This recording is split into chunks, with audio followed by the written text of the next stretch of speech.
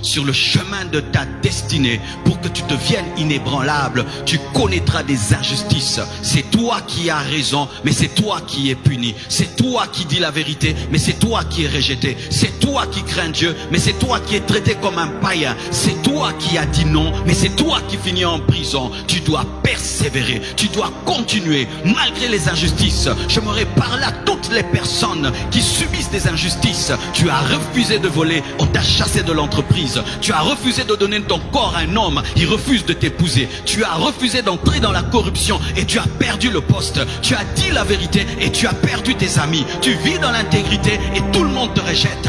Persévère, même si la femme de Potiphar te jette en prison. Elle n'a pas jeté ta destinée, elle n'a pas jeté les promesses, elle n'a pas jeté la promesse. Et la promesse de Dieu te poursuivra, même dans la prison, car Dieu est fidèle et ne t'abandonnera jamais. Dieu rend les hommes inébranlables au travers de la souffrance.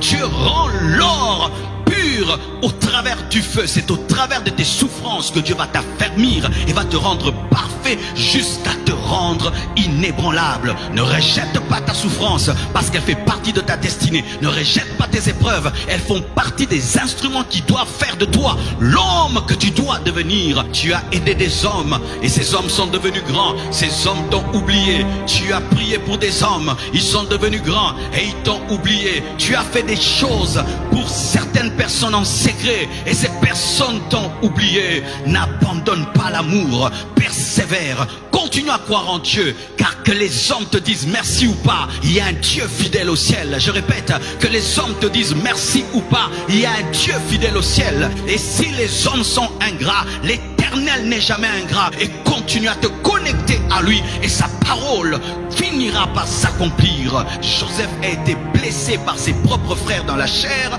mais aussi ses propres frères spirituels, parce qu'ils avaient la même foi. Alléluia, j'aime ça, j'aime ça, j'aime ça.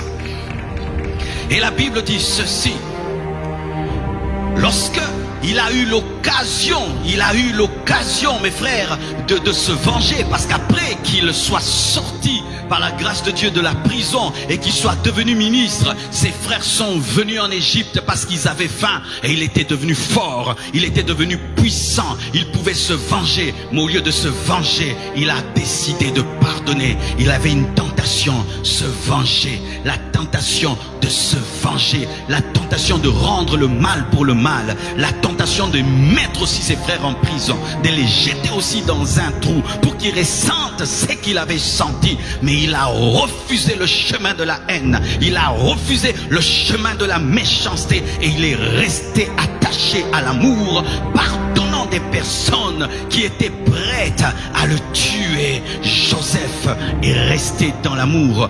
Comment un jeune homme peut atteindre cette dimension?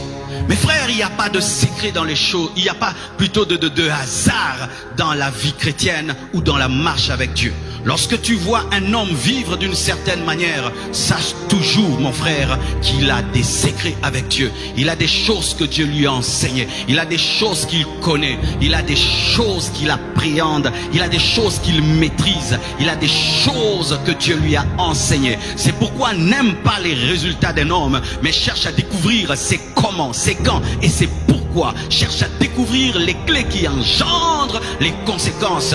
Comment un jeune homme qui est parti jeune dans un pays étranger a pu garder la foi, garder l'amour? Comment il a pu faire? Quel était le secret de ce jeune homme? Comment il était inébranlable face à la tentation d'une belle femme, inébranlable face à la haine, au rejet, à l'envie, à la jalousie, inébranlable face à la tentation de faire comme son père, inébranlable face à la haine, la colère, inébranlable face à la rancune? Comment il a fait pour continuer à être fidèle à Dieu? Joseph, qu'est-ce que tu as fait? Il a fait la lecture qui n'était pas Dieu. Joseph savait qu'un homme ne se venge pas, mais un homme aime et pardonne. Joseph avait la révélation qu'un homme n'est pas Dieu. C'est à Dieu la vengeance, c'est à Dieu la rétribution. Il avait une lecture correcte de Dieu et de sa relation avec lui, qui ne devait jamais prendre la place de Dieu. Même s'il était devenu premier ministre, même s'il avait le pouvoir, cela l'a aidé à aimer et à pardonner. Lorsque les épreuves te volent l'amour, tu n'es plus inébranlable, tu es ébranlé. Lorsque les blessures te volent le pardon, tu es ébranlé.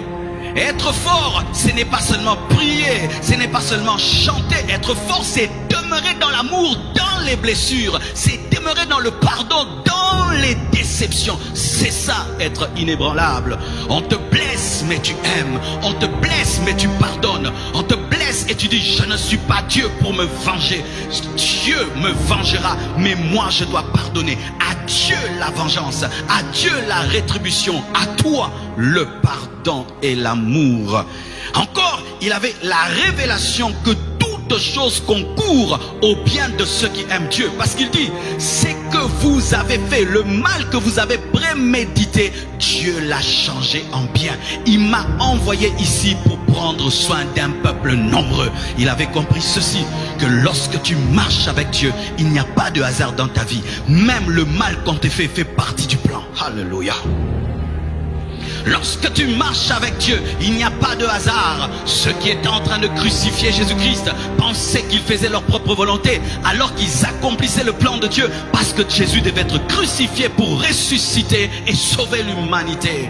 Ainsi, au lieu de voir les mains de ses frères, il a vu la main de Dieu. Au lieu de voir la haine de ses frères, il a vu le plan de Dieu. Au lieu de voir le plan de ses frères, il a vu le plan de Dieu. Au lieu de voir la méchanceté de ses frères, il a vu Dieu qui était capable d'utiliser les temps et les circonstances pour accomplir sa volonté, qu'il était capable même d'utiliser la jalousie de ses frères pour le conduire vers sa destinée. Lui voulait rester auprès de Jacob, mais le plan de Dieu n'était pas dans la maison de Jacob. Lui voulait rester là où il avait des songes, mais l'accomplissement n'était pas là où il avait des songes. Car tu peux voir des songes à un endroit pour que ces songes s'accomplissent à un autre endroit, et ce sont les jaloux, les haineux qui te conduiront au lieu de l'accomplissement de la prophétie. Et c'était ça qu'il avait compris. J'avais des songes de grandeur, j'avais des songes que j'allais être un grand homme, mais je ne savais pas comment j'allais le devenir. Mais c'est votre haine, c'est votre jalousie, c'est votre rejet, c'est vos mauvais cœurs qui ont permis au plan de Dieu de s'accomplir.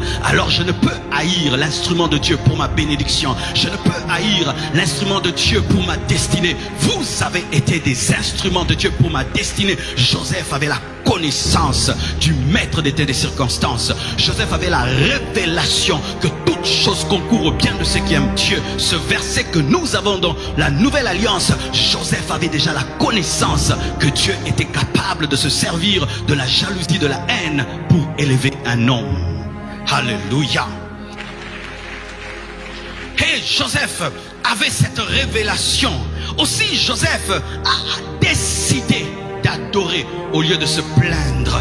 Il pouvait se plaindre. Seigneur, regarde les prophéties que tu m'as données et je me retrouve dans un trou. Seigneur, regarde les prophéties que tu m'as données, je me retrouve encore en prison. Regarde les prophéties que tu m'as données. Tu avais dit que j'allais être grand. Tu avais dit que mes frères allaient se prosterner devant moi. Même mon père et ma mère. J'ai vu les étoiles se prosterner devant moi. J'ai vu la lune et le soleil se prosterner devant moi. J'ai vu des gerbes se prosterner devant la mienne. Mais voilà que je me retrouve esclave. C'est ça ta parole, c'est ça ta parole. Et là encore je me retrouve en prison. C'est ça ta parole. Où est Dieu? Dieu, Dieu. Non, Joseph a gardé la foi. C'était un adorateur. Et lorsque même il parle à ses frères, il dit, c'est Dieu qui m'a envoyé. Ce n'est pas vous, mais c'est Dieu. C'est Dieu qui a changé le mal en bien. C'était un adorateur. Les hommes inébranlables, au lieu de se plaindre, adorent. Les hommes inébranlables, au lieu de murmurer, adorent. Les hommes inébranlables, au lieu de passer des nuits blanches en train de réfléchir, préfèrent adorer le Seigneur. Adore le Seigneur devant tes circonstances. Adore le Seigneur devant les oppositions. Adore le Seigneur dans la fosse au lion. Adore le Seigneur dans la fournaise de feu. Adore le Seigneur au milieu de la prison. Adore le Seigneur dans les ténèbres. Adore le Seigneur dans la contradiction. Adore le Seigneur malgré toutes tes difficultés. Démontre au diable que tu es un adorateur. Démontre à tes circonstances que tu es un adorateur. Démontre à la maladie que tu es un adorateur. Démontre à la pauvreté que tu es un adorateur. Démontre au temps et aux circonstances que tu es un adorateur. C'était par la foi. C'était un homme qui avait confiance en Dieu.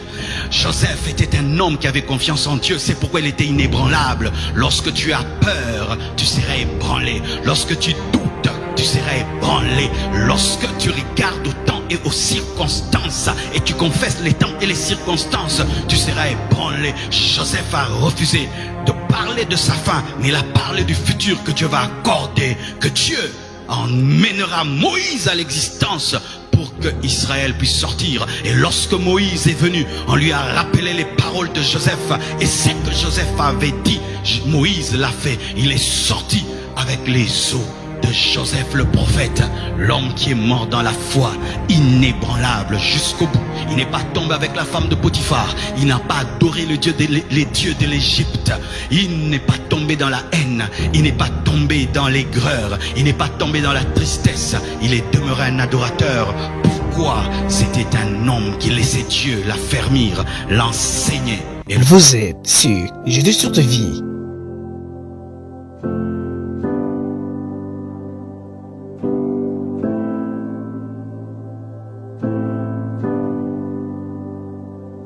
Vous êtes sur Jésus sur ta vie.